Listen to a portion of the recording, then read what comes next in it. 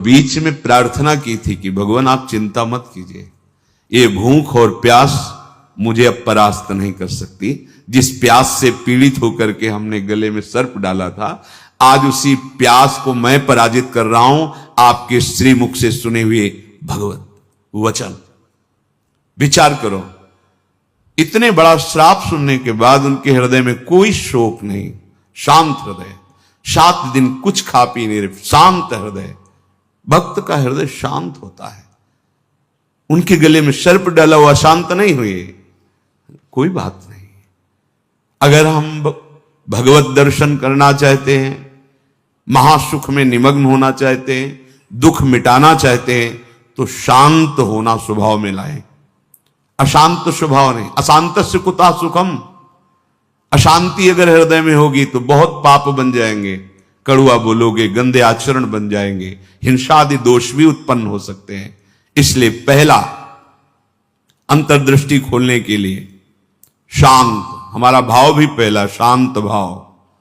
ये मार्ग का पथिक भी शांत मार्ग का पथिक है। शांत शब्द को पकड़ो, अशांति अंदर से है, दबा लो। नाम जब कर रहे हो ये सब मिट जाएगी। बाहर से तुम्हें पहले शांति लानी, बाहर की क्रियाओं में किसी भी तरह से किसी द्वंद्व में तुम्हें अशांत नहीं होना है। वो तभी हो सकता है जब आप लक्ष्य बना लियो भगवत प्राप्ति, तभी सह सकते हो, कोई बात नहीं। भगवान इसकी बुद्धि में बैठ करके हमारे को सहनशीलता सिखा रहे हैं, इसीलिए निंदा कर रहा है, अपमान कर रहा है, अवहेलना कर रहा है। भगवान के द्वारा प्रेरित है या कोई कर्म हमारा क्षय हो रहा है, शांत। दूसरा है आराध्य देव के भजन के सिवा कोई भी एक क्षण व्यर्थ न जाने पावे। अव्यर्थ कालत्वम, कबहू काल वृथा नहीं जाए। सेवक जी महाराज पकड़ो, अंतर्दृष्टि प्राप्त महापुरुष ही जीवन मुक्त कहा जाता है। पकड़ो, कोई भी क्षण भजन के बिना ना जाए। शरीर से सेवा हो रही और अंदर ही अंदर नाम जब चल रहा है, प्रभु के लीला रस से भरे हुए पद गुनगुना रहे। कितना सहज सरल भगवदानंद प्रदान करने का हमें साधन मिल गया गुरु कृपा से। सेवक शरण सदा रहे, अनत नहीं विश्राम। कह वाणी हरिवंश की, कह हरिवंश ही नाम। या तो नाम मंत्र चल रहा है और या वाणी जी गुनगुना रहे हैं, एक क्षण भी न जाए। देखो, प्रयास करो। गुरु कृपा बल में ऐसी सामर्थ्य, अहंकार में नहीं। एक क्षण भी भजन के बिना ना जाए, अंतर्दृष्टि तभी खुलेगी। तीसरा, ये विश्वास कर लो, संसार के किसी भी भोग में सुख नहीं है। कभी तुम्हें तृप्ति नहीं मिल सकती, क्योंकि है ही नहीं। ये भूत के लड्डू हैं, चाहे जितना खा लो पेट नहीं भरेगा, और ना खाओ तो ललचाते रहो। इसलिए तुम्हारा ललचाना ना हो, नाम जप करो। ये विश्वास करो महापुरुषों के वचनों से, भोगों में सुख नहीं है। कितना भोगोगे? महाराज ययाति ने अपने शरीर से तो यौवन अवस्था का भोग किया ही, अपने पुत्र की यौवन अवस्था लेकर फिर भी तृप्ति नहीं हुई। तब उन्होंने कहा, संपूर्ण संसार के ये सब भोग भगवत विमुख व्यक्ति एक को दे दिए जाएं तो भी वो तृप्त नहीं हो सकता, क्योंकि नहीं है। कल किसी ने प्रश्न किया था, ऐसा ऐसा हमने सैकड़ों ऐसा ऐसा सब किया, तो हमने कहा ईमानदारी से बताना, वृंदावन में बैठे हो, क्या तुम्हारी तृप्ति हुई, क्या सुख हुआ? तो चिल्ला के रो के बोला, नहीं, नहीं होगी। विनिश्चितम बदामि तेन अन्यथा वचांस। गोस्वामी जी के, मैं झूठ नहीं बोल रहा, सत्य कह रहा हूं। हरिम भजन्ति, बिना भजन के तुम्हारे इंद्रियां, तुम्हारा मन, तुम्हारा हृदय शीतल हो ही नहीं सकता, विश्राम पा ही नहीं सकता। ये जलाती रहेंगी कामनाएं, तृष्णा, वासनाएं। इसलिए पहले समझ लो, गुरुजनों के वचन मान लेने से निकल जाओगे। अगर अनुभव करने की चले भोग राज्य में, तो आज तक कोई ऐसा नहीं हुआ कि स्वयं लौट पाया हो। हमारी आपकी तो बात जाने दो, बड़े बड़े महापुरुषों में।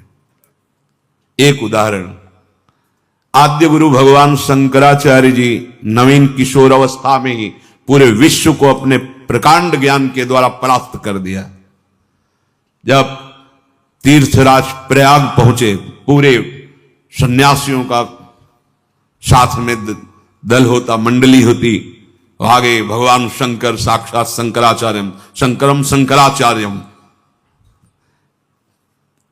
ज्ञान का विशुद्ध स्वरूप, तेजों में दृष्टि पड़ते ही चरणों में झुक जाए ऐसा तेज। मंडन मिश्र नाम के एक बड़े विद्वान थे। भगवान शंकराचार्य जी ने उनसे कहा, सत्य को स्वीकार करो या तर्क। उन्होंने तर्क स्वीकार किया, पर ज्ञान समुद्र भगवान शंकर से कौन जीत सकता है, परास्त कर दिया।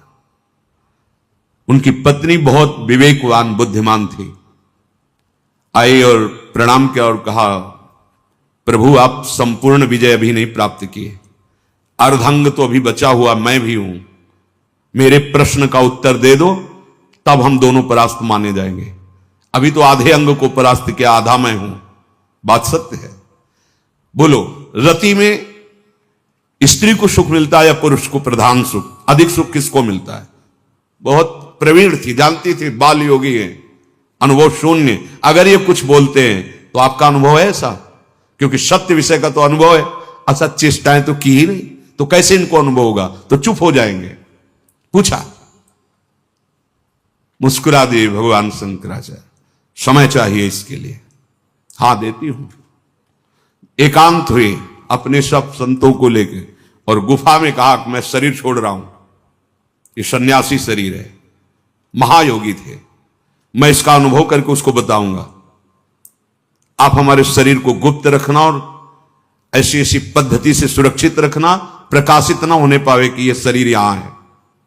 ध्यान के द्वारा देखा कि एक राजा का शरीर छूटा है, अपना शरीर छोड़ा उस और वहां सौ रख करके विलाप हो रहा था। अचानक हरकत आ गई शरीर में, प्रवेश कर गए आद्य गुरु भगवान शंकराचार्य। इसके पहले अपने शिष्यों को बता गए थे, मैं वहां उस शरीर में प्रवेश कर रहा हूं और भगवान हरि की माया बड़ी प्रचंड है, कहीं ऐसा ना हो कि उस वैभव सुख में राजी हो जाए। तो एक मोह मुद्गल स्तोत्र की रचना करके दे दी थी, ये आके सभा में सुनाना तो ये सब ठीक हो जाएगा। आद्य गुरु भगवान शंकराचार्य ज्ञान समुद्र, वो कह रहे हैं कि कहीं ऐसे वैभव में, राज वैभव में बुद्धि राजी ना हो जाए, इसलिए मोह मुद्गल स्तोत्र, भज गोविंदम भज गोविंदम गोविंदम भज मूढ़मते, पूरा स्तोत्र है, ये सुनाना के राज दरबार में। जे ही हरकत हुई शरीर में, तो अब तो महान खुशी, नहीं राजा जीवित हो गए, बड़ा आनंद उत्सव मनाया गया।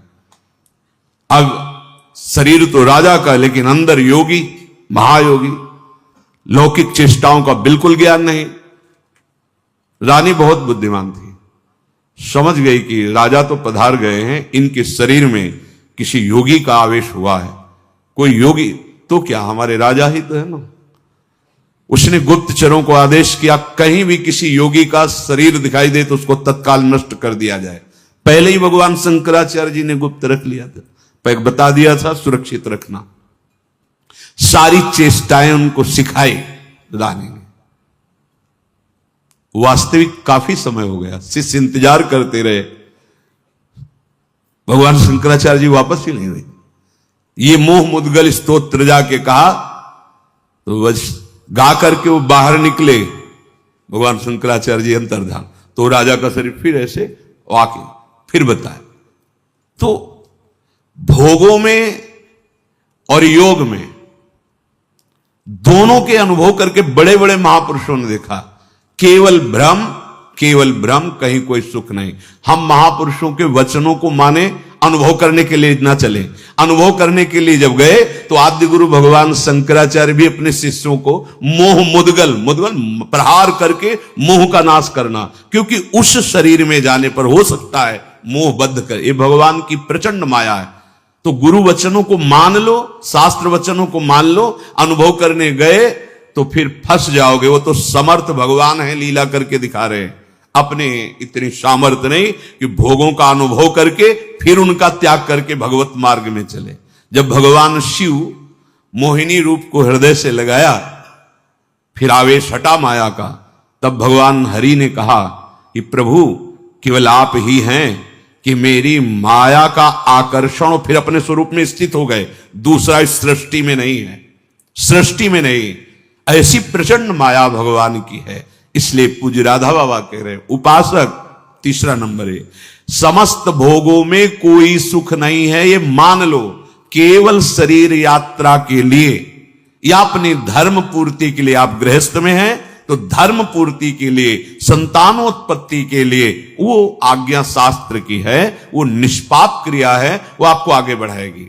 भगवत मार्ग के पथिक को जितने से काम चल जाए कम से कम, उतना शास्त्र सम्मत भोगों को स्वीकार करके आराधना में बढ़ना है। शास्त्र सम्मत, तस्मात् शास्त्रम प्रमाणम ते। पहली बात तो भोगों में सुख है ही नहीं, ये बैठा लो। जितने से प्राण पोषण उतना अन्न डाल लिया, जितने से शरीर ढक जाए उतना वस्त्र धारण कर लिया। निरंतर निरंतर शांत और निरंतर, एक क्षण का अंतर न पड़े ऐसा भजन, और भोगों में सुख बिल्कुल नहीं है ऐसा। जैसे कोई दुर्गंध युक्त स्थान हो तो हम नाक बंद करके चलेंगे क्योंकि बड़ी दुर्गंध है। कोई मल बमन आदि पड़ा हो तो उस पर दृष्टि नहीं डालेंगे। ऐसे भगवत मार्ग में चलने वाले पथिक की दृष्टि बड़े से बड़े आकर्षणकारी भोगों के प्रति होती है, ध्यान रखना। रमा विलास राम अनुरागी तजत बमन जिम जन बड़भाग, वो देखेगा भी नहीं। ऐसे अगर आप किसी भी दृश्य को प्रियता से देखते हैं मोबाइल में, या ऐसे छुप के देख रहे हैं, भाई सामने तो देख नहीं सकते तो किसी ऐसी जगह खड़े जहां से शरीरों का आकर्षण देख रहे हैं, अपने आप का नाश कर रहे हैं, वो संस्कार बन रहे, तुम्हें गिराएंगे, यहां नहीं तो कहीं गिरा देंगे, आज नहीं तो कल गिरा देंगे। बहुत सावधान। ये तीसरा है, किसी भी भोगाकर्षण से हम प्रभावित ना हो। जब दूसरा चलेगा तो तीसरा ही आ जाएगा। निरंतर भजन और ये सावधानी, निश्चित निश्चित। हमें अच्छा लगा जब उससे पूछा, वो खुद वर्णन कर रहा था ऐसा ऐसा ऐसा। हम कहा क्यों गंदी बातें सुने, पर इसलिए कि इससे लाखों लोगों का भाव शुद्ध हो सकता है। उससे पूछा तुम्हें क्या मिला, सुख मिला? तो उसने कहा नहीं, और रो पड़ा चिल्ला के। बस मान लो ये बात, इन गंदे चेष्टाओं में कभी सुख नहीं, कहीं सुख नहीं। केवल तुम मृत्यु का वर्ण कर रहे हो, अपनी जीवन को नष्ट कर रहे हो। शास्त्र सम्मत भोग वैराग्य प्रदान करके मोक्ष प्रदान करते हैं, धर्म अर्थ काम मोक्ष। अगर आप मनमानी आचरण करेंगे, मनोरंजन करेंगे, तो आप कोई भी हो, कहीं भी हो, नष्ट हो जाएंगे। ये संत महापुरुष जन, इनकी वाणी एक जैसे मां दुलार करके डांटती है, ऐसे अनंत दुलार लेकर आपसे कह रहे हैं। आपकी निंदा करना उद्देश्य थोड़ी है, आपको अवगुणी साबित करना उद्देश्य नहीं, आपके हृदय को चोट पहुंचाना उद्देश्य नहीं, पर आपके हृदय को महान बनाना और दुर्गुणों से, दुर्विचारों से, दुष्कर्मों से मुक्त करा के महासुख में निमग्न करना, इस संतों की वाणी का पावर है, ये उसकी सामर्थ्य है। आप उससे कटु वचन न माने, उपहास या अवहेलना न माने। जैसे हम चाहे जो रोग हो डॉक्टर के सामने पेश करते हैं, ऐसा ऐसा ऐसे ही बड़ी कृपा है उनके ऊपर जो अपने अवगुणों को अवगुण मान रहे हैं और उनसे दूर होना चाहते हैं। ये कोई आश्चर्य में बात नहीं, क्योंकि भगवती माया बहुत बलवती है। भगवत विमुख कुछ भी करा सकती माया। जो भगवान नाम जापक वहां होश में रहती माया, क्योंकि वो स्वामी का नाम जप कर रहा है और प्रभु की शरण में है। अगर उपासक के हृदय में भोगों से घृणा नहीं आई है तो अभी उपासना का रंग नहीं, नाम जप नहीं चल रहा पक्का। हृदय की बात कहता हूं। आप देखो, एक दिन चला के नाम देखो 24 घंटे, जलन पैदा हो जाएगी। अगर कोई आपसे बात करना चाहेगा, कुछ देखना, कुछ सुनना, कुछ बोलना, ये जहर लगने लगेगा आपको। देखो तो करके।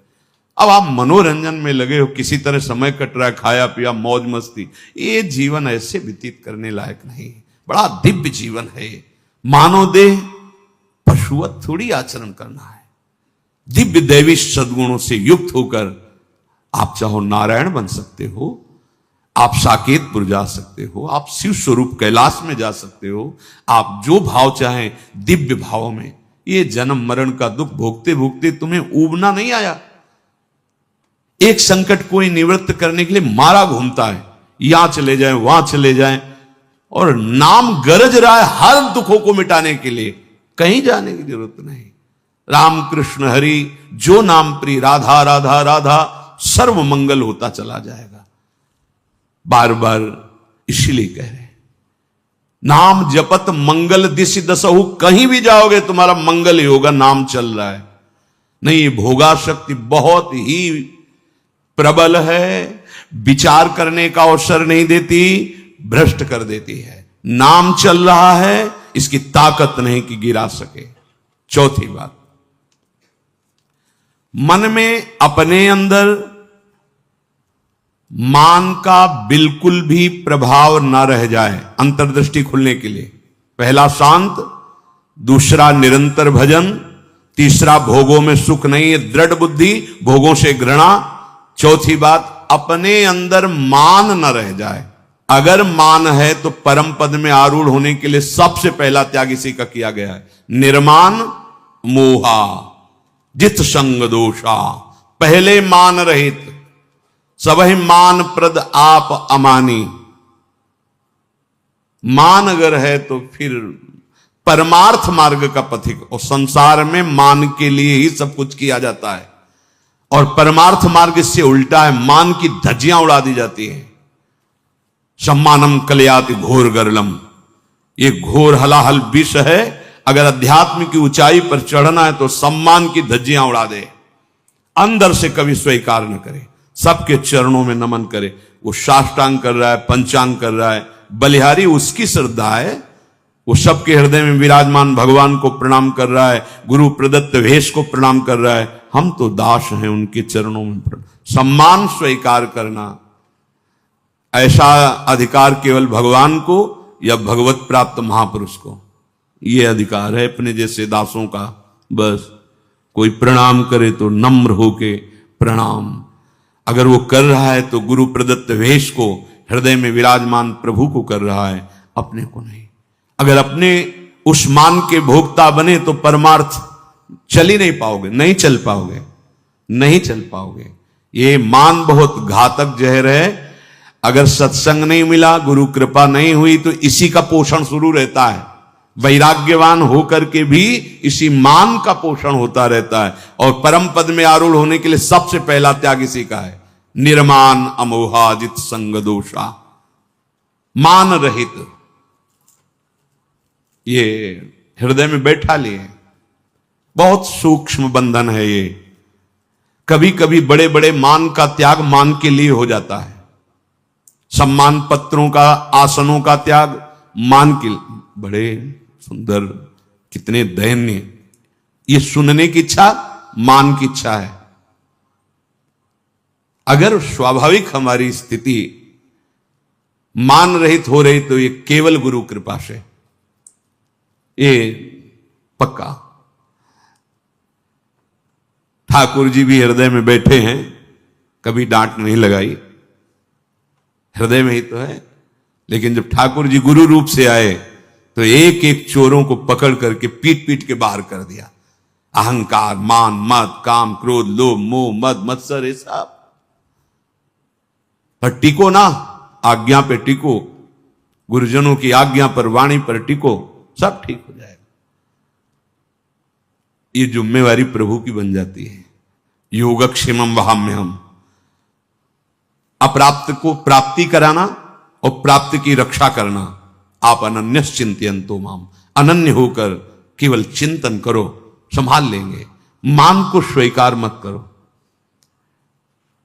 मान को स्वीकार न करो। शरीर स्वस्थ है, कोई प्रणाम कर रहा है, आप भी प्रणाम करो, उसकी श्रद्धा है।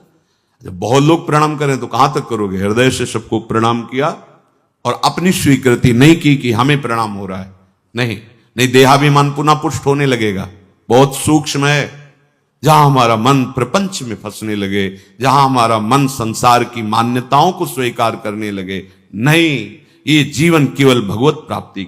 मन की बिल्कुल एक दृष्टि रखो मन पर, इसकी एक एक वृत्ति की जांच करनी है। वो स्वाभाविक स्फुरित जो हो रहा है उसका विकारात्मक स्वरूप, शासन उस पर, प्रश्नोत्तर उससे करो। हम लोग क्या करते हैं, गुरुजनों से प्रश्नोत्तर करके तर्क रखते हैं। तर्क रखो मन के ऊपर। क्यों? बहुत बार तो तेरी सलाह मान ली, दुर्गति ही हुई है, अब तुझको मेरी सलाह माननी होगी, जो मैंने संतों से सुना है, जो मैंने शास्त्रों से पढ़ा है, उस पर तर्क रखो। नहीं, मन के तो बोलते ही दस्तखत कर दिए और शास्त्र सम्मत गुरुजनों की वाणी पर क्यों में हो, ऐसा क्यों, वैसा क्यों। चौथा है आपके मन के अंदर मान का बिल्कुल न रह जाना। अमानिना मान देना, स्वयं अमानी, दूसरों को मान देना। महाराज भर्तृहरि जी जब भोगों से वैराग्य की वृत्ति जागृत की, कुछ नहीं, पिंगला का दृश्य देख करके घोर वैराग्य युक्त भगवान शंकर की आराधना, समय पर देवाधिदेव महादेव प्रसन्न हुए और कहा क्या इच्छा करते हो, वरदान मांगो। तो भर्तृहरि जी ने यही वरदान मांगा था, प्रभु कभी सम्मान से मुझे भिक्षा भी ना मिले, तिरस्कृत होकर भिक्षा पाऊं, कभी सम्मान से, मान से नहीं। ये क्यों? जहां मान जागृत हुआ फिर दयाभिमान, क्योंकि चक्रवर्ती सम्राट रहे ना, तो यही मांगा कि मान रहित हमारी स्थिति रहे, अर्थात भिक्षा भी मुझे कभी सम्मान से न मिले प्रभु। और महापुरुषों के वचन, जिस गली में भिक्षा मांगने गए आपका तिरस्कार हुआ, अपमान हुआ, अवहेलना हुई, उस गली में जरूर जाना चाहिए, लेकिन उस गली को पहचान लेंगे, जाएंगे नहीं। और आओ बाबा राधे श्याम, बैठो कुर्सी में बैठो, एक गरम गरम बनाओ, वहां जरूर जाएंगे, नहीं वहां मत जाइए। दरवाजे के बाहर से भिक्षा का अधिकार है, अंदर बैठना, कुर्सी में जाके बैठना, बात करना, हंसना, ये आप अपने लिए वो बीज बो रहे हैं जो परमार्थ को नष्ट कर देगा।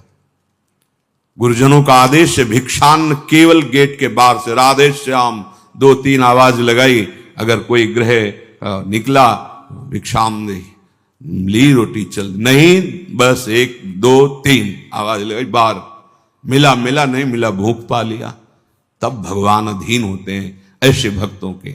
मन में मान का बिल्कुल न रह जाए आदर, बिल्कुल। 5वां, दिन रात में प्रतिपल ये भरोसा दृढ़ हो जाए भगवान हमारे साथ हैं। प्रेम दृष्टि खुलने का ये राधा बाबा का आदेश है। रात दिन तुम्हारे अंदर ये भरोसा हो जाए कि दिखाई तो नहीं दे रहे, भगवान है निश्चित हमारे पास। हमारी वाणी जी कहती है, नाम वाणी जहां श्याम श्यामा तहां। नाम चल रहा है तो तुम्हें दिखाई देंगे आगे चलकर, अभी पहले पाप नष्ट होने दो, अनर्थ की निवृत्ति होने दो, फिर देख लेना। पर तुम्हें ये विश्वास करना है आज सुन के, हर समय भगवान हमारे पास हैं, हमारे आराध्य देव हमारे पास हैं, हमारे पास हैं, और निश्चित वो मुझे मिलेंगे। 5वां है, निश्चित मुझे मिलेंगे, वो हमारे आसपास ही हैं, वो हमें देख रहे हैं। विश्वास करो, हमारे आराध्य देव आसपास हैं, मुझे देख रहे हैं, और मैं उन्हें जरूर देखूंगा, अर्थात निश्चित भगवत साक्षात्कार होगा। 6, माला संख्या पूरी करने वाली यहां बात नहीं है, वो तो प्रारंभ की होती है। यहां बात है कि प्राण छूट जा सकते हैं लेकिन भजन नहीं छूट सकता, ऐसी दृढ़ता पूर्वक भजन। दूसरा था निरंतर भजन, अब इसमें दृढ़ता पूर्वक भजन। दृढ़ता इसलिए 6 नंबर मानो उसी की व्याख्या का रखा है। कोई प्रलोभन आ सकता है जो आपके भजन को रोक सके, क्योंकि माया बहुत बलवती है। कोई वासना दबी होगी, वही वासना का सारा भोग सामग्री फ्री, एकांत भोगो इसको, क्योंकि आप बहुत ऊंचाई पर चढ़ने जा रहे हो, भोगो इनको।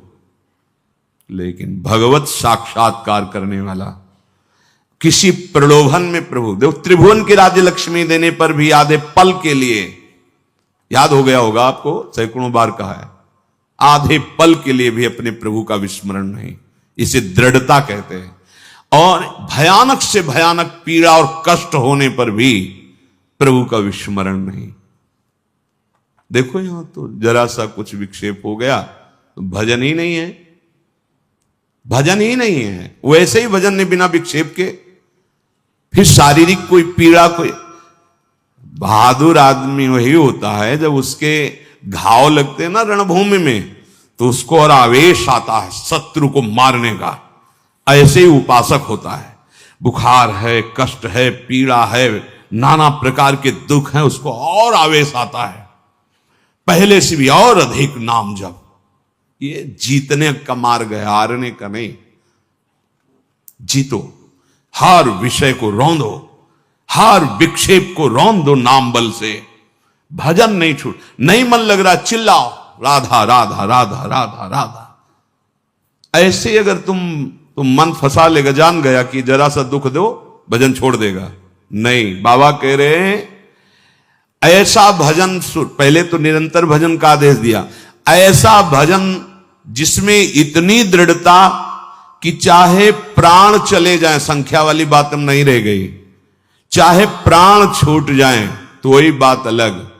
जैसे एक जगह महापुरुषों के वचन सुने थे, या तो गाढ़ नींद में हो तो तुम्हारी बात अलग, और या मृत्यु में मूर्छा में हो तो तुम्हारी बात अलग। नहीं, अगर चेतना है तो नाम नहीं छूटेगा, चेतना है तो नाम नहीं छूटने देंगे। ये थोड़े दिन तुम्हें कठिन लगता है, जहां अभ्यास हुआ मस्त हो जाओगे, देख लेना, निहाल हो जाओगे। ऐसी बातें कोई प्रयास नहीं करना पड़ेगा। जैसे पलक झपकने का प्रयास आप नहीं कर रहे, जैसे दिल धड़कने का आप प्रयास नहीं कर रहे, जैसे श्वास प्रश्वास में आप कोई प्रयास नहीं कर रहे, ऐसे। और जहां भजन शुरू हुआ तो जैसे भोजन आप करते हो पचा लीवर देता है, ऐसे नाम आप जब करो सारे दुख नष्ट कर देगा, नाम पचा देगा, सारे कर्मों को भस्म कर देगा। दृढ़ता, अभी हमारे अंदर दृढ़ता नहीं, थोड़ा सा व्यवहार, थोड़ा सा सम्मान, थोड़ी सी प्रतिकूलता, अपमान भजन छुड़वा देगा। देख लो, ऐसी दृढ़ता की प्राण निकलने की भी बात हो तो राधा राधा राधा, नाम नहीं छूट सकता। सातवां, जहां भगवान की लीलाएं हुई उनमें अत्यंत आसक्ति हो जाना। ये ब्रज 84 कोश भगवत लीला क्षेत्र है, इसमें आसक्त हो जाना। भले आप नहीं रह पा रहे हैं, लेकिन आप कहीं भी हो, आश्रय इधर हो वृंदावन। जब आपको छुट्टी मिली भागे वृंदावन, एक दिन ही सही परिक्रमा लगाई, दर्शन किया, सत्संग किया। भगवत लीला स्थलियों में आसक्ति, आसक्ति का मतलब होता है फिर और कहीं जाने की इच्छा नहीं होगी। जैसे विदेश में गया हुआ आदमी छुट्टी पाया तो अपने देश जा, तो अपने घर की बात सोचे, घर जाना है, ये हमारा घर है वृंदावन। हम भूल से माया में अनेक संबंध स्थापित करते हुए भटक रहे हैं। आ जाओ, हरि और किशोरी जो ललिता विशाखादि सखियां, दिव्य वृंदावन, ये हमारा घर और ये हमारे घर के जन है। आए मिले परिवार आपने, हरि हंस कंठ लगायो, भाग बड़ो वृंदावन पायो। ये 7 बातें जब कोई धारण करता है और 4 विघ्नों से बच जाता है तो उसके हृदय में अंतर्दृष्टि प्रकाशित हो जाती है। ये 4 दुष्कृत हैं, अनर्थ, ध्यान से सुनना। ये 7 बातें स्वीकार करनी है और इन 4 बातों से बचना है। पहला है दुष्कृत जात अनर्थ। पूज्य श्री राधा बाबा, पूर्व जीवन में जो हमसे पाप हुए हैं, बड़े बड़े बुरे कर्म हुए हैं, पूर्व में लाखों अनंतों जन्मों का बात आ गई। अभी अज्ञानी जी ऐसे तर्क करते हैं, कौन जाने पीछे कर्म हुआ है कि नहीं। अभी नया बच्चा जो प्रकट हुआ वो किसी विद्यालय में तो नहीं गया कि शिक्षा दी गई हो। आप ऐसे करो, वो भयभीत हो जाए, मतलब जानता है भय का क्षेत्र है। मां जब दुग्ध तो पीने लगता है, इसका मतलब ये पूर्वाभ्यासी है, इसका दुलार करो, ऐसे पुचकारो, वो किला, इसका मतलब है जानता है इसे प्यार कहते हैं और ये इसको प्रहार कहते हैं। वो बड़ा पुरातन है, कपड़ा नया बदला हुआ है, अभी जीव नया है। कर्म भोग जब होते हैं, कई प्रश्न करते हैं कि अभी तो 10 वर्ष का बालक था, उसने इतना बड़ा पाप क्या किया, ऐसा सा ऐसा। तुम क्या जानते हो? कपड़ा 10 वर्ष का है लेकिन पहनने वाला बहुत पुरातन है। वो भगवान का अंश है, न जाने कितने शरीरों का त्याग करते हुए पाप कर्म किए, तो वो उसको दंड मिल रहा है। महापुरुषों के वचन, ये अज्ञानी जनों के ऐसे तर्क होते, कैसे उनको समझाए? कह रहे हैं कि जो तुमने पूर्व जीवनों में पाप कर्म किए हैं, अब तुम भजन में लग रहे हो, तुम्हारा अंतिम जन्म का निर्णय है कि मैं भगवत प्राप्त हो जाऊं, अब वहां से हिसाब फटाफट होगा। वो संस्कार मन पे आएंगे, तन पे आएंगे, शांत नाम जप बढ़ाते जाओ। जो भोग जितना, वो बहुत कम करके भोगवा रहे हैं भगवान, बहुत कम करके। अगर तुम्हें अपने सारे कर्मों का भोग भोगना पड़े तो हजारों करोड़ों जन्म बार बार लो और बार बार भोगो तो भी निपटना मुश्किल हो जाएगा, इतना स्टॉक है। अब इसी जन्म में थोड़ा थोड़ा करके भुगा करके अपने पास बुला लेते हैं। अत्यंत कृपा है। जो भी दुष्कृत जात अनर्थ तुम्हारे जीवन में आएगा, 2 प्रकार से, एक दंड रूप से आएगा और एक आएगा पाप कर्म कराने की प्रेरणा रूप से। ध्यान दीजिए, एक को तो भोग लेना है दंड को, दूसरा आएगा मन में बैठ करके पाप कर्म कराने की प्रेरणा देगा, पाप कर्म कराने की सुविधा देगा। अगर दूसरे को भोग लिया तो आगे फिर योनि बनने का, किसी योनि में जाने का आपने हिसाब तैयार कर लिया। समझ लीजिए, धर्म पूर्वक भोग स्वीकार की आज्ञा है। अधर्म पूर्वक जो हमारे कृत्य हुए हैं वो 2 प्रकार का प्रभाव डालेंगे। पूज्य श्री राधा बाबा कह रहे, एक तो ये दंड रूप से, जैसे कोई रोग आ जाना, कोई अपमानित कर रहा है, कोई निंदा कर रहा है, आदि आदि, बड़ा तिरस्कार हो रहा, शांत तुम्हारे पाप नष्ट हो रहे। एक आता है मन में, ये अंतर का है, इतनी गंदी वासना और उसी वासना के अनुसार सुविधा, वही भोग तुम्हें मिलेगा जो तुम्हारे अंदर वासना बढ़ी हुई है। बिल्कुल नहीं, अगर त्रुटि कर दी गए, ये भारी अनर्थ पैदा कर दे। प्रायः चलन चलन सब कोई कहे, बिरला पहुंचे कोई, एक कंचन एक कामनी दुर्लभ घाटी दोए। बहुत सावधान। ये बार बार आपको भजन करते समय बुरे कर्मों की स्फुरणा बुराई की तरफ घसीटेगी। 1 मिनट के लिए इससे छोड़ दो, नाम जप साधन सब, चलो 1 मिनट बस वो स्फुरणा स्वरूप संसार की, बड़ा गजब है। 1 मिनट के लिए भी इसे चैन नहीं है, जरा सा छूट पाई भागा संसार में, कोई न कोई पूर्व देखे हुए दृश्य, सोची हुई बातें सामने लगे, इसको अवसर। तभी इसलिए दृढ़ता पूर्वक भजन, पूरा ध्यान रहे इस पहले अनर्थ से हटने के लिए। अगर हमें शारीरिक कोई दुख मिल रहा है, बाहरी व्यवहारिक दुख मिल रहा है, मुझे भगवान से प्रश्न नहीं करना, वो सर्वज्ञ हैं, उन्होंने जानबूझ करके हमारे कर्मों का नाश करने के लिए ये विधान रचा है। मस्ती में भोग लो। आप कहोगे दुख मस्ती, हां, मस्ती तो उसी को कहते हैं जो निंदा अपमान तिरस्कार और दुख को सह के निकल जाए, उसे मस्ती कहते हैं। मूर्खता को मस्ती थोड़ी कहते हैं। ये आप मदिरा पिए हो, दंडता कर रहे हो, पापाचरण, बोले बहुत मौज और मस्ती है, ये बहुत हिसाब गहरा पड़ेगा, सह नहीं पाओगे। मस्ती तो उसी को कहते हैं। भारी से भारी अपमान तिरस्कार दुख सह गए और निकल गए, भगवत मार्ग में आगे बढ़ गए, बलिहारी उस चरणों की, उस महात्मा की, उस साधक की, जो ऐसे उसे मस्त कहते हैं। वाह वाह रे फकीरा वाह जी, धन्य है तू, निकल गया माया को रौंद के। तो फकीर का मतलब केवल वेश से नहीं है, अंतर से है। सबको भगवत प्राप्ति करने का अधिकार है, सब महात्मा हो सकते हैं, चाहे जिस वेश में हो, बस आचरणों को सुधार करके स्थिति को लाओ। स्थिति प्रज्ञ को महात्मा कहते हैं। ये कभी भूल ना होने पावे। 2 बातों में अनर्थ, दुष्कृत जात अनर्थ आएंगे। पहला बाहरी सह लो, और अंदर जो स्फुरणा हो रही है उसके अनुसार भोग क्रिया मत करना, उसके अनुसार व्यवस्था करेगी माया, स्वीकार मत करना। नहीं तो यात्रा रुक जाएगी। दूसरा, जैसे दुष्कृत जात अनर्थ होता है, ऐसे सुकृत जात अनर्थ होता है।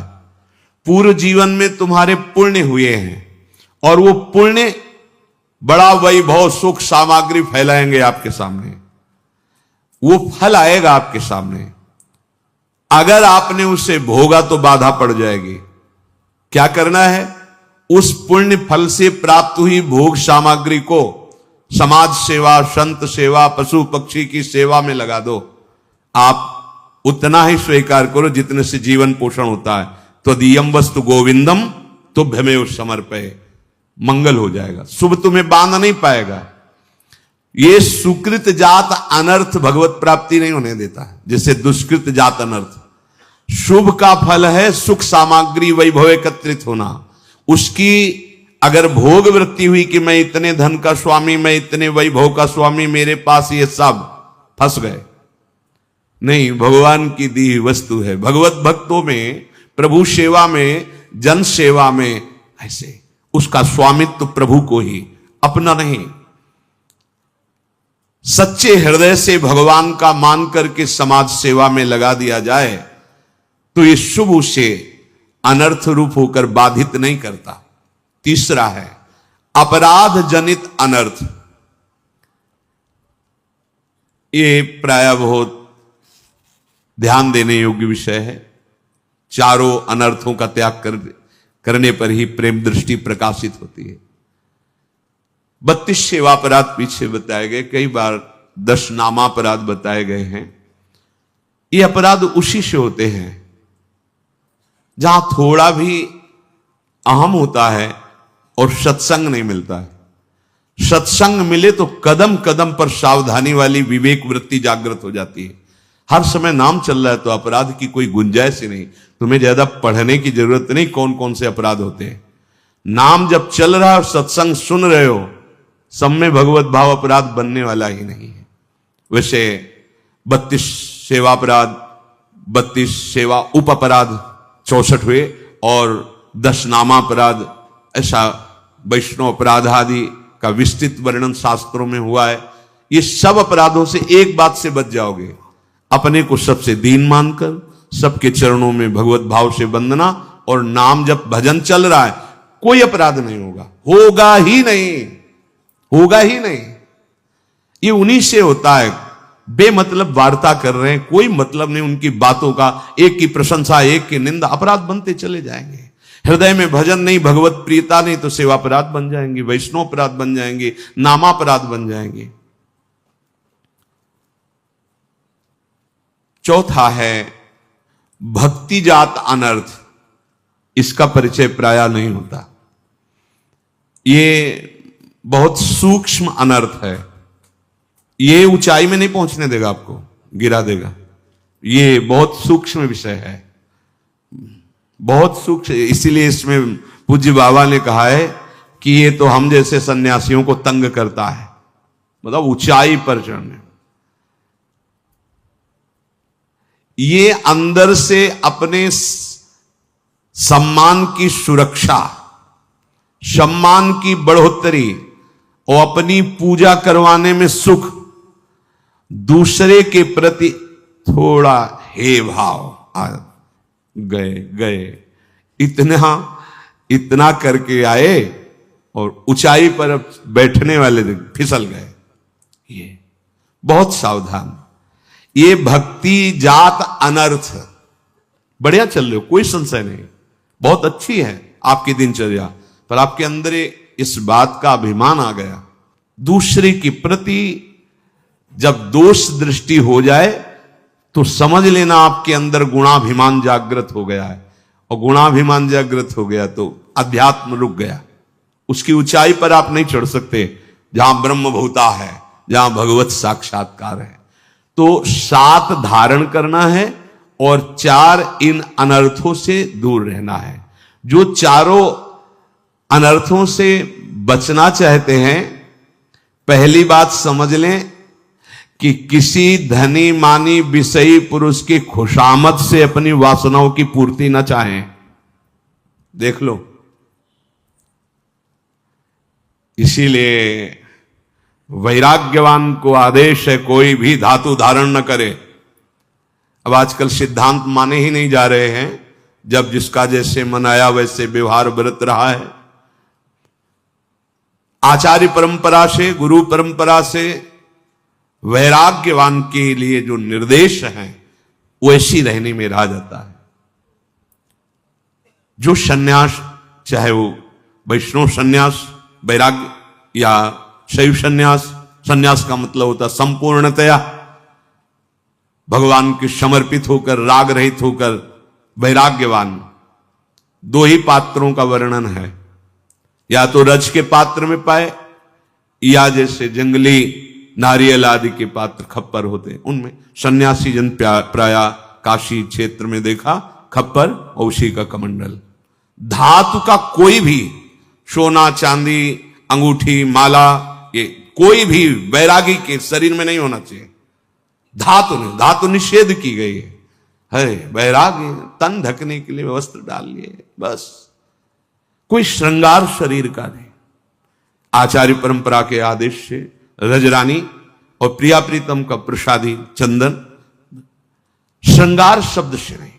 बालों को दो ही पद्धतियां है, या तो रखे रहने दो, आजीवन रखे रहो, और या 2 महीने में मुंडन करवा लो, ऐसी पद्धति है।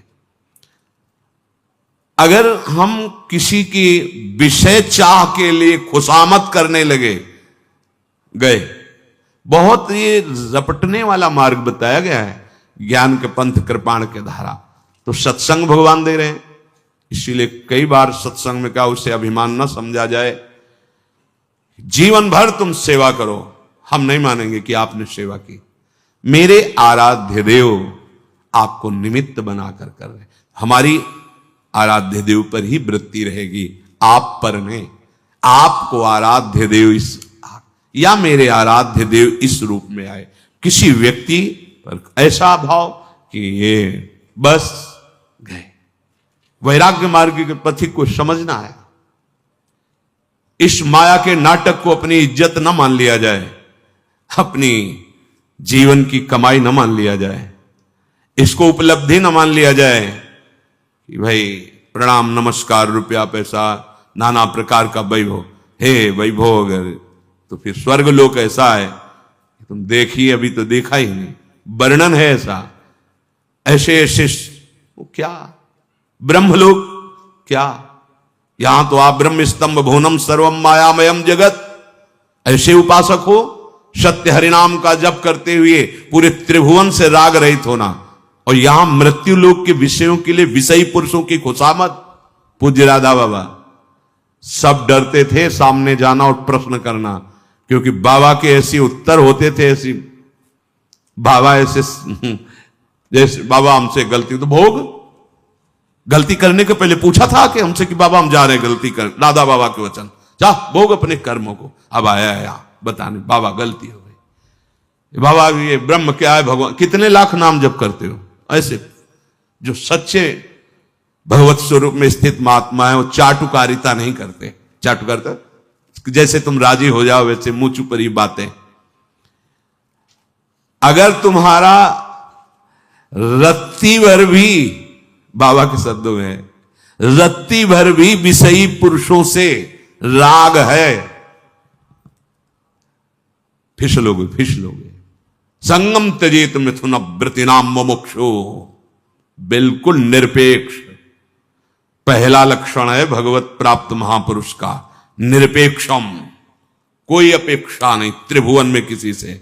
आप वैरागी हैं।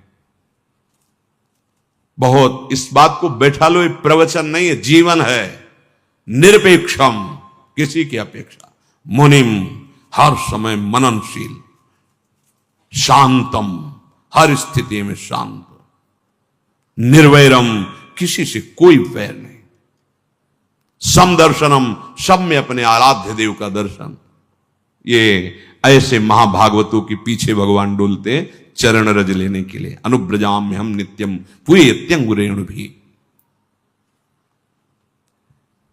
ये बातें केवल सुना नहीं रहे हैं पूज्य राधा बाबा, इनको करना होगा। बड़ी तत्परता से करना होगा, प्राण समर्पित करके करना होगा, तभी आपकी स्थिति आ जाएगी। जो श्रीपाद प्रबोधानंद जी कह रहे, अंतर्दृष्टि पश्य वृंदावनस्य शुद्धम ज्योति कामराजात्मकस्य। जब आप ऐसे लक्षणों से युक्त होंगे, जो भी 7 धारण करना, 4 अनर्थों की निवृत्ति करना, तो सबसे पहले स्थिति आती है। इसके भाव को तभी समझा जा सकता है जब थोड़ा तो अध्यात्म की ऊंचाई हो।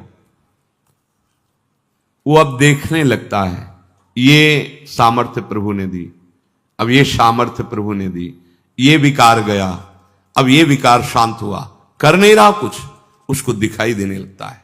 सर्व समर्थ दे रहे प्रभु मुझको गुण बल निज नित्य महान, रखते विनय विनम्र सदा, हो पाता नहीं उदय अभिमान, जीवन मुक्त नित्य रहता, करता प्रभु के गुण ग्रहण महान, प्रभु इंगित होता रहता फिर उन गुणों का दुनिया में सबको दान, करते और कराते प्रभु ये सभी स्वयं आदान प्रदान,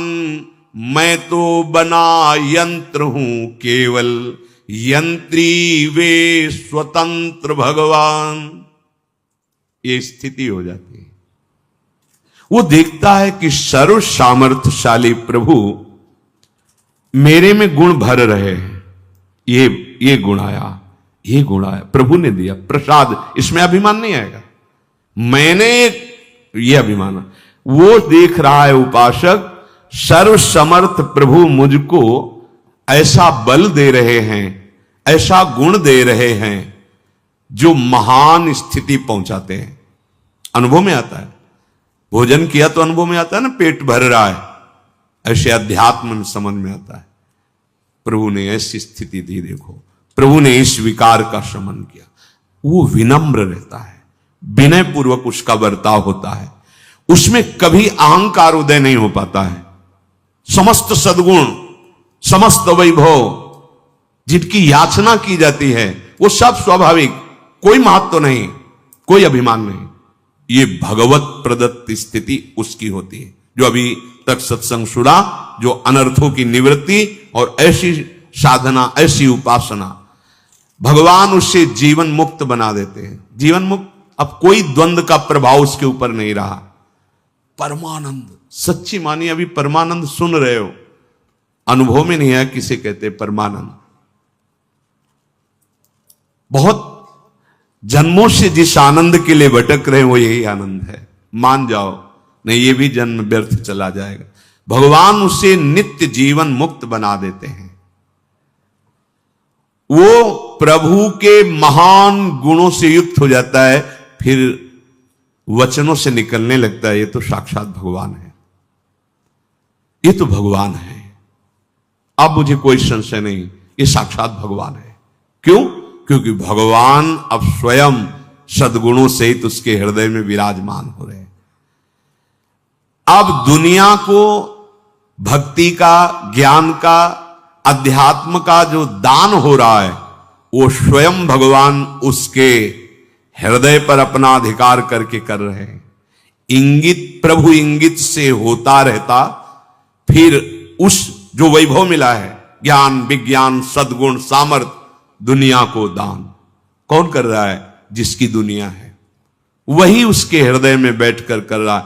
हृदय शरीर संबोधन अलग होगा, अमुक नाम अमुक, पर वहां अमुक नहीं है। अब वही बैठ गए हैं जिनका जीवन भर भजन किया, आराधना की, वो आकर बैठ गए। करते और कराते प्रभु, यह सभी स्वयं आदान प्रदान। क्या करना है क्या नहीं करना है, अब ये प्रभु बैठ करके कर रहे हैं, वही कर रहे हैं और वही सबसे करा रहे हैं। सबका परिवर्तन उनसे होता है। वो स्वयं बैठ करके कर रहे, जो मैं था वो तो प्रभु में लीन हो गया। अब ये शरीर, ये जीवन यंत्र की तरह चल रहा है। यंत्र में कोई ताकत होती है क्या? नहीं। जैसा यंत्री चलाता है वैसा चलता है। यंत्री वे स्वतंत्र भगवान, जो महान मतिमान भगवान है, सर्वज्ञ, वो स्वयं जीवन की बागडोर लेकर अपने सद्गुणों सहित उसके हृदय पे अधिकार कर लेते हैं और जगत का मंगल होता है। सा तरति सा लोकांतारयति, ये तो स्थिति उसकी होती है। अब उस उपासक के हृदय में जो एक चाह जागृत होती है, बड़ी विचित्र चाह जागृत होती है। मिले हुए भी अनमिल से रहते हैं। ये प्रेम है, इसको समझ पाना बड़ा कठिन है। ये समझ से परे है, क्योंकि सूक्ष्म से भी सूक्ष्म है। ये अनुभव स्वरूपम है, प्रतिक्षण वर्धमानम है, ये कामना रहितम है, ये लौकिक गुण रहितम है, ये अलौकिक है। यद्यपि उपासक का हृदय भगवत सानिध्य से भरा हुआ है, पर ऐसी स्थिति में उसके हृदय में एक ऐसी पीड़ा प्रकट होती है, जिसे मीरा जी कहती है कि जो मैं ऐसा जानती, प्रीत किए दुख होए, नगर ढिंढोरा पीटती अजी प्रीति न करियो को। यहां जो दुख शब्द वर्णन किया है ना, ये बहुत गूढ़ है, अद्भुत सुख का वर्णन है, अद्भुत सुख। तरस रही आँखियां देखन को, दर्शन कबहू न दीन्हे,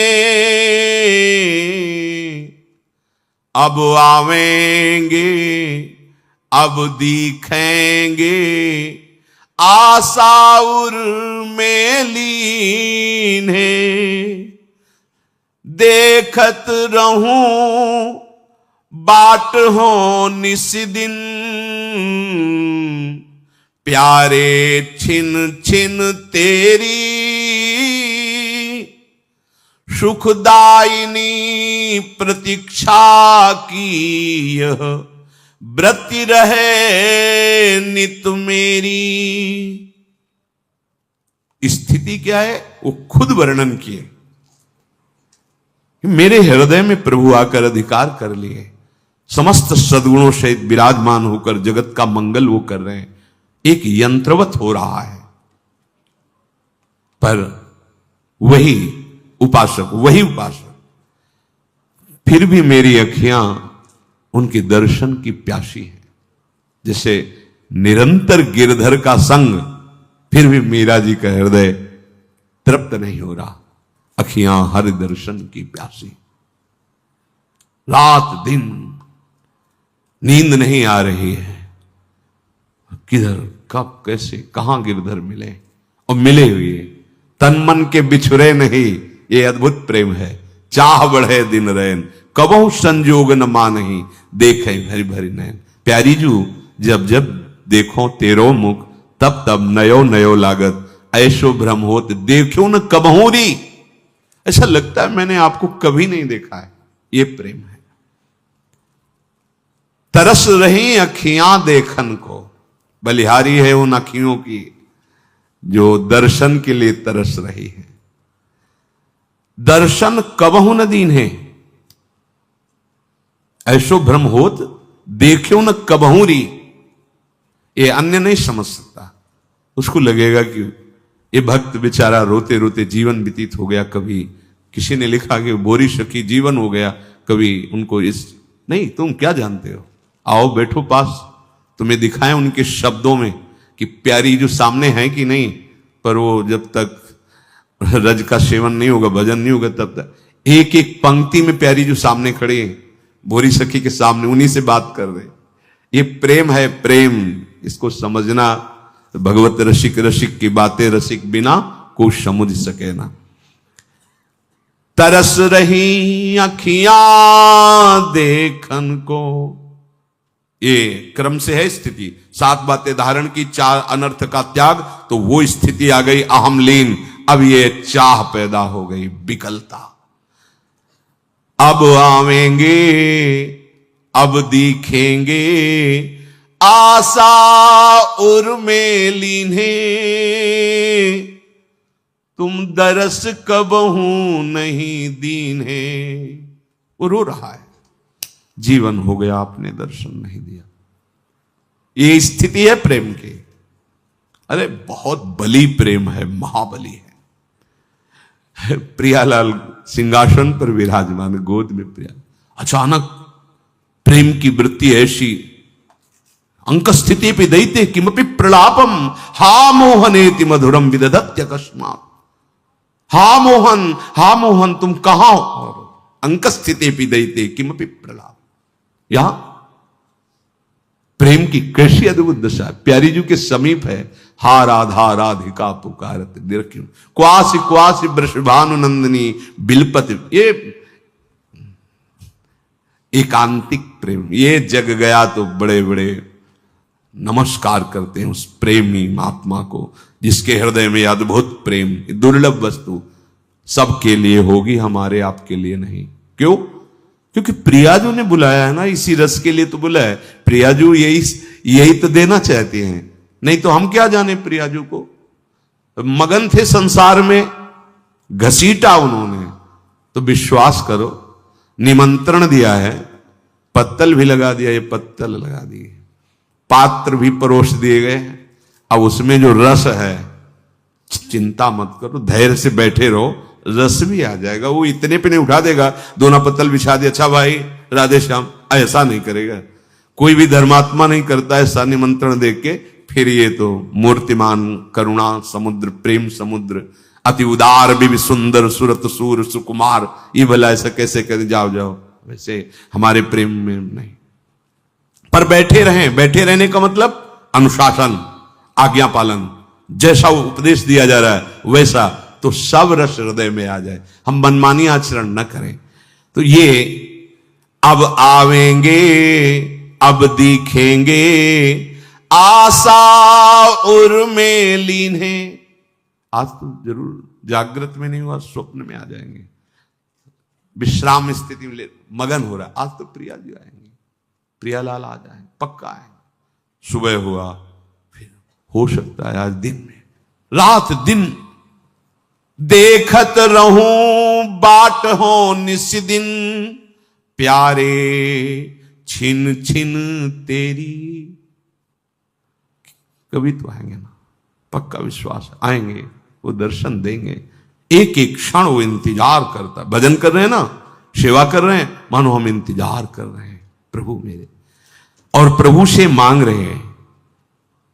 ये सुखदायिनी प्रतीक्षा की वृत्ति मेरी नित बढ़ती रहे, मैं इंतजार करता रहूं, आपकी बाट जोहता रहूं, ये प्रतीक्षा की वृत्ति बढ़ती रहे। ठाढ़ी तेरे द्वार भिखारिन, कृपा नेक तू चाहे, द्वार खुलेंगे भीख मिलेगी, मन में अमित उमा है।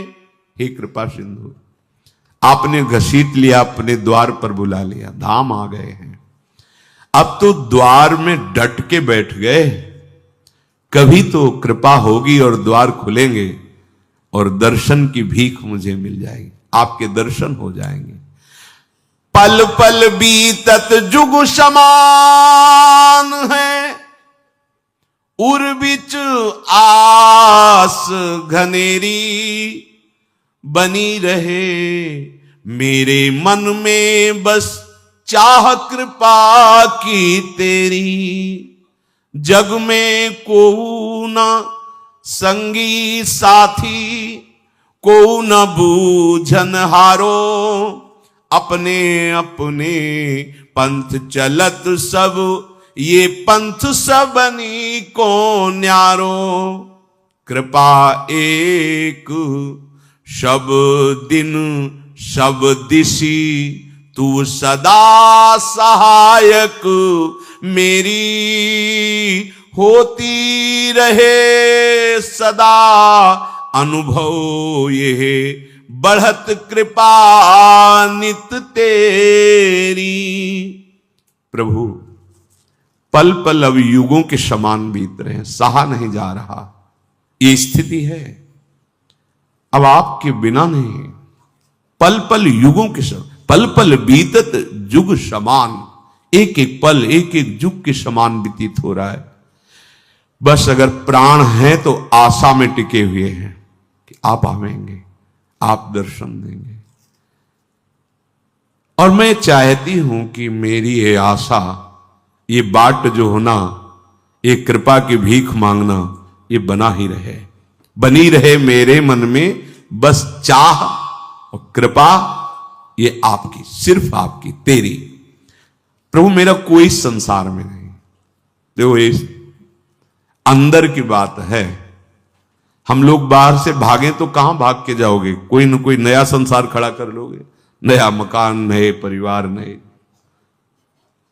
बचो, गुरु का मंत्र और नाम, उनका उपदेश, असंगोहम पुरुषा, हम सच्ची समझना। अगर स्थिति प्राप्त करना, किसी का कोई भी संबंध नहीं, सबका, पहले सुना ना, सबका मंगल जिनके द्वारा हो रहा है वो, बस हमारा अस्तित्व तो नहीं है, प्रभु का अस्तित्व है।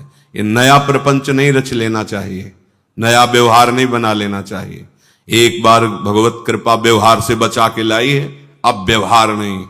हरि गुरु चरण सेवा अनुसर हो, बस हरि और गुरु वो एक ही हैं। बंदो गुरुपद कंज कृपा सिंधु नर रूप हरि, दो नहीं है। बस आज्ञा और बस उनके चरणों का आश्रय, जो नाम मंत्र उपासना जीवन अर्पित कर दिया, असंग व्यवहार करते हुए भी असंग, चाहे गृहस्थ में चाहे विरक्त में, निश्चित अध्यात्म की ऐसी ऊंचाई मिल जाएगी। जग में कौन संगी साथी नहीं है मेरा, कौन बूझन। यार कौन पूछता है तुम कैसे हो? ये तो व्यवहार में केवल पूछे, और कैसे हो बता दो, इस दुख में है, समस्या में है, चलते नजर आएगा, रुक जाएगा क्या? व्यवहार में उसने पूछा तुम कैसे हो, बोले चकाचक है सब, चल। कोई नहीं पूछता, किसी को नहीं पूछता। हे प्रभु, मेरे हृदय की जो चाह है, ये कोई नहीं बूझनहारो, कोई नहीं समझने वाला। अपने अपने पंथ चलत सब अपने स्वार्थ की पूर्ति के लिए प्रेम प्यार व्यवहार का नाटक करते चले जा रहे। पर प्रभु मेरा तो अलग ही है ना, मैं तो सिर्फ आपसे प्यार करता हूं, सबनिते न्यारो, मेरा पंथ अलग है, मैं सिर्फ आपसे प्यार कर। बलिहारी है उस हृदय की जिसके हृदय में ये बात है, मीरा जी दूसरो न कोई। ये बहुत, ये तो सब कह सकते हैं, मेरे तो गिरधर गोपाल, लेकिन ये बोलना बड़ी हिम्मत की बात है, दूसरो न कोई। यही हम गिर गए, नहीं तो मेरे तो गिरधर गोपाल अभी दिखाई देने लगे, दूसरा कोई है, इसीलिए छुपे हुए। पूज्य राधा बाबा के वचनों में कई बार सुना है, वो कहते हैं हमारे प्रभु का विनोद में कहें स्वभाव बड़ा जलनुआ स्वभाव है। बाबा कहते हैं ये दूसरिया पसंद नहीं करते, मतलब विनोद में बोले और शास्त्रीय शब्दों में अनन्य। मेरे प्रभु की मांग है अनन्य, एकमात्र मामेव ये प्रपद्यन्ते, एकमात्र सर्वधर्मान परित्यज्य माम एकम एकम। बस हो गई बात, सारा खेल समझ जाएगा, परमार्थ की भूमिकाएं अपने आप जागृत होने लगेंगी। मेरे इस पंथ में कोई सहयोग देने वाला नहीं, सब अपने अपने स्वार्थ के पंथ में चल रहे। पर हे प्रभु, मेरा तो सबसे न्यारा पंथ है। बस एक विश्वास है कि कभी न कभी इस दास पर कृपा होगी, एक दिन तो होगी ही कृपा। सब दिशाएं, समस्त भूमि ये सब आपकी है। किसी भी दिशा से, किसी भी जगह से आपकी ऐसी कृपा होगी कि मैं देख पाऊंगा ये मेरे प्रभु, ये मेरे प्रियालाल नाथ। बस एक याचना है, अभी अगर अधिकार नहीं है दर्शन का, तो ऐसी कृपा करते रहो कि अनुभव होता रहे कि आप मुझे बहुत दुलार कर रहे हैं, मेरे ऊपर आपकी बड़ी कृपा है। तो उपासक इस सत्संग को बहुत मनन करे, 7 बातें धारण करे, चार अनर्थों का त्याग करे तो उसकी ऐसी सम अवस्था की स्थिति आ जाती है कि वो देखता है कि सब कुछ श्री भगवान हृदय में बैठ के कर रहे। फिर उसके हृदय में अंतर्दृष्टि खुलती ये प्रेम की, जिसे श्रीपाद ने कहा अंतर्दृष्टि पश्च वृंदावन से शुद्धम ज्योति। जब प्रेम नेत्र खुल जाते हैं तब दिव्य वृंदावन का साक्षात्कार, उसी में राधा माधव विलस रहे, ये दर्शन पाता। शेष चर्चा आगे। श्री राधा वल्लभ।